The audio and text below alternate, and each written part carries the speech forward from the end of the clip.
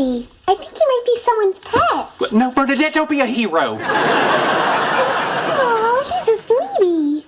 Yes, it's very sweet. Now, slowly and carefully, flush him down the toilet. Sheldon, the only way to get past this fear is to interact with it, just like you did with the mailman. Every year, tens of people around the world are killed by birds. I'm not going to be another statistic. Come over and say hi. Don't be scared. Oh, just pet the bird, you big baby.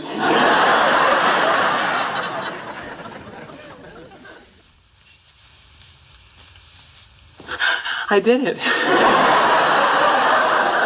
I actually did it. Okay, now flush him.